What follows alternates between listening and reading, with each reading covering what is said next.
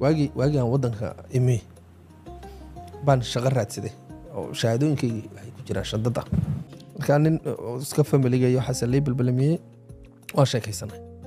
waxaan ku yiraahdaa rasaasaan doonayaa niyo alaab inaad waxaan doonayaa ku shaqeynaad waji iyo wax adigu sida Soomaalida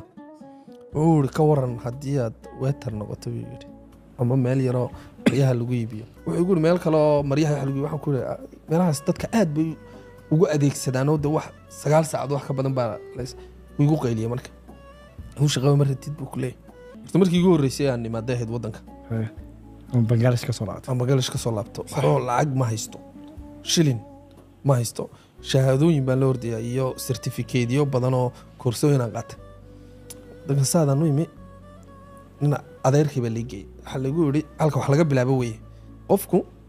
CV-giisa si toos ah lama tagi karo sababtoo waa xaalad kale waxa ka fudud ka dhow adeerka inaad u geyso oo meel ku geeyo saas markay dhacday adeerkii baan la kulmay alxamdulillah subax baan suud baan soo xidhay wallahi waan xasuustaa dhakhtar shaqada yahay waa ka sheeka dhaafay YouTube kana markaas aan samaystay laakiin ma aaminsani ma fahamtay ina wax ka soo saari kartid ma aaminsan adeerkii baan subaxii baan la balamay haduu daawanay waxa la adeer oo ku salaamay subaxii baan soo labistay waan u imid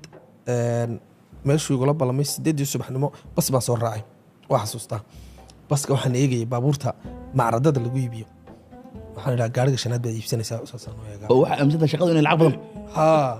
وهمي بان اسكا لا غارينا ها همي نوان اسكا لا لكن كنت شريعه همي نوان اسكا لا ايو wax isla gaarigan iibsanayo ilaa de wax kala ma haye kan shanaad buu noqon doonaa kan shanaad baan maalin buu wax iska yiraahdaa adigu waan imi meeshiyo 8 subaxnimo heer waxaan gaaray adigu meel kale lagu ballamiyo cuntadii kadib familiga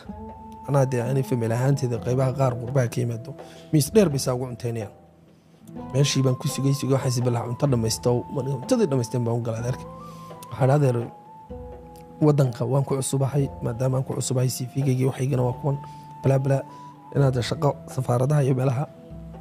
soo xuugu $100 buu wallahi saas jeebka gacmaha kula jiraa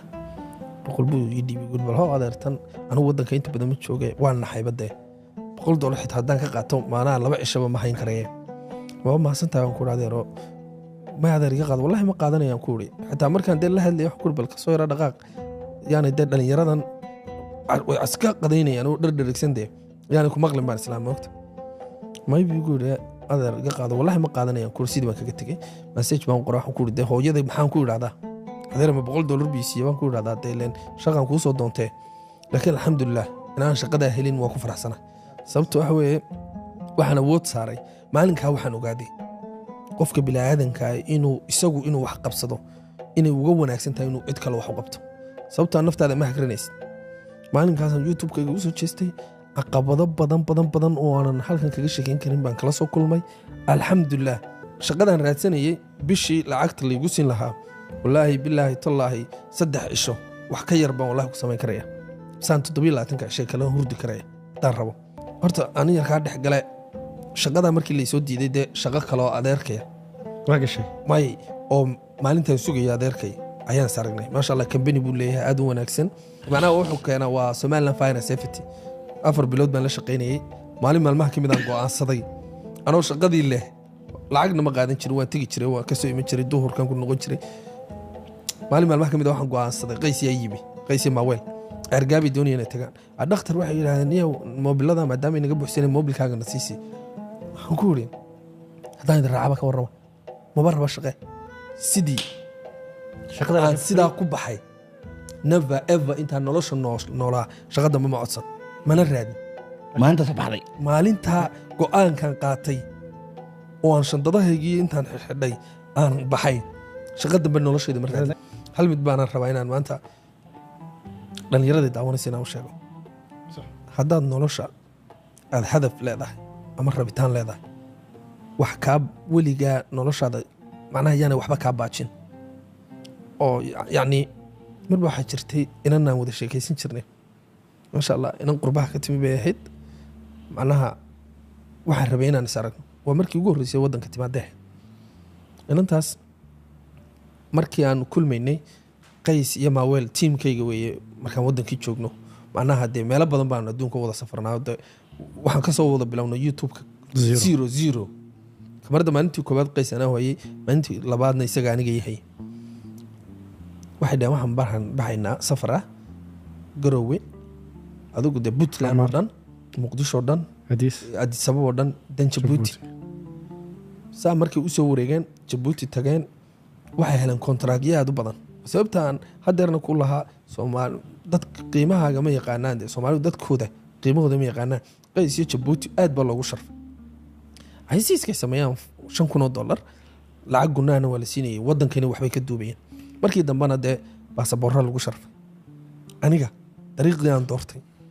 inantii aan wada sheekaysan jirnay qurbaha ka imaanaysay baan idhi niyow bilaadanka qiimaha leh anigu iyadan u haray ha jacayl baa ku raadiyay war jacayl ma hayn iska daa wallahi jacayl ku ayaan ana ku sheegaya jacaylka mawduuc gooniyan kaga hadlaynaa ya aragtidiisa aniga inta qiimo ila lahayd aad baan u qiimeynayay waxaan dhahay dhulka buurta badda wabiga wax waliba way taagnaanayaan meeshooda laakiin qofka bilaadanka ka qiimo badan waxaan lowsanaa laakiin in waqtigu aanu ku sugayn time adduunka de time waxa cidna ma sugo inantii markay timid intii ay joogtay adigu iskumaanaan wanaagsanaan inantii adigu waa isku xumaanay waa isku dhacnay waana qofka keliya nolosheeda aan block iska saaray waan u dareemay maaragtay in de wixii aan u huray iyo waqtigii aan u huray inaanay iyaduna aanay macnaha de sidii oo kale aanay ugu hurin caradii iyo awgide oo qofka keliya aan maaragtay raggii maadaama wadada qaadeen ay waxaa faa'iideen anigina khasaara igu dhacay stress baa igu furmay muddo 1 bil wax ka badan ayaana waxba soo YouTube-ka soo gelin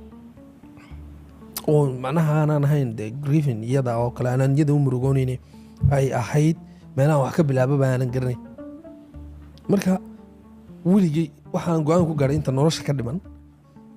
inaan danaan anigu leeyahay inaan dan kale u seejin wax wanaagsan waa arrin fiican